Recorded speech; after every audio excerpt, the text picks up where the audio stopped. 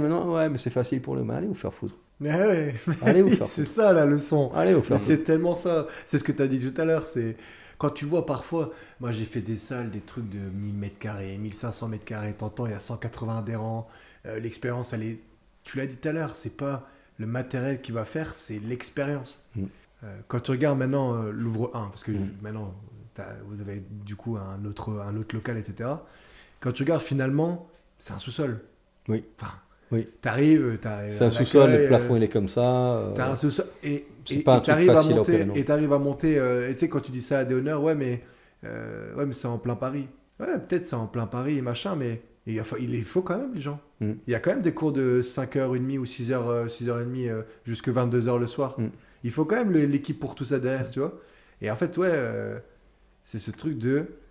C'est l'expérience. C'est l'expérience qui prime. Mm. C'est l'expérience qui prime du coaching, de l'accueil, dès le moment où j'ai été un prospect jusqu'à ce que je sois traité comme une personne en rendez-vous, puis jusqu'à ce qu'une personne soit intégrée. Et en fait, c'est tout ça. The journey, c'est pas juste les 60 minutes de séance, c'est Mm. tout le voyage. Comme tu dis, et c'est pas que les adhérents, c'est quelle est l'expérience que tu veux pour chaque drop-in. Ça joue sur ta réputation. Sur chaque rendez-vous. Même le mec qui signe pas, faut qu'il parte avec le jour où je fais du crossfit, c'est là.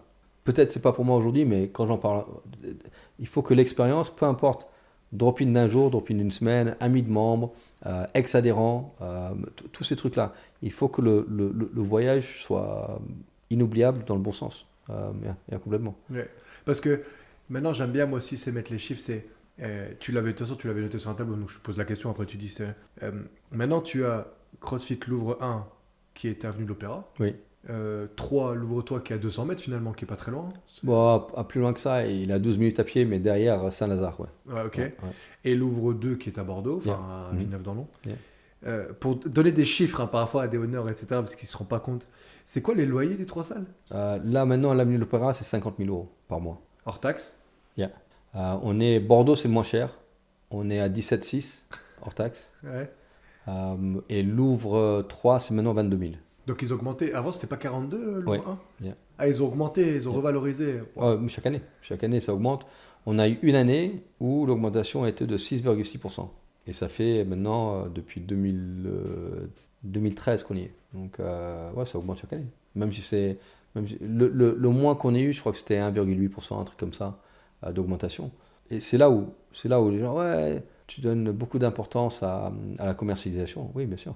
Sans ça, tu meurs. 50 000 euros, les gars. C'est parfois même pas le loyer annuel d'une salle. C'est même pas, c'est même pas le chiffre d'affaires de 3 mois d'une salle. C'est Ouais, mais c'est 50 000 aujourd'hui, mais dans 10 ans, ça va être quoi? Ça va être 57, c'est ça. 60. Et donc, si toi, tu n'avances pas, soit dans le nombre d'adhérents que tu as, le nombre de personnes que tu sers, ou ce qu'ils payent pour être servis et la valeur de ce qu'ils reçoivent, parce que si tu gagnes 15 000 d'EBITDA ou 30 000 d'EBITDA ou 50 000 d'EBITDA aujourd'hui, et que tu restes au même niveau, l'atrophie de tes bénéfices. Donc, il faut que tu cherches constamment ce levier de si tes coûts fixes augmentent de 1,8% à 2%, mais tu veux aussi augmenter les salaires de tes gens, ce coût variable, Ouais. de 3-5%. Les bons, tu veux les garder, donc tu veux les augmenter.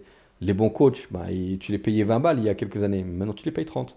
Tu as pris 50% sur ta masse salariale de coaching, mais tu n'as pas forcément augmenté de 50% les mensualités. Tu vois. Donc il faut chercher de levier constamment. Sinon, à un moment donné, tu arrives à la fin. Ah ouais, génial, CrossFit Louvre 20 ans, ouais, mais pas 21. On a échoué. Il faut avoir quelque chose qui est robuste et soutenable. Et donc l'évolution financière te rend robuste et financière et soutenable. Et c'est les réalités. Tu sais, genre, oh ouais, augmentation de mensualité. Bah ouais, mais sinon on n'est pas là dans 5 ans. Encore une fois, numbers don't lie. Et c'est surtout, c'est un truc que j'essaie de mettre j'ai publié déjà assez. La contrainte amène à l'innovation. C'est que je suis contraint à me manger 8000 balles de plus de loyer. Je suis contraint à payer plus. Nice. I like that. La contrainte mène à l'innovation. Tu vois? Oh là là.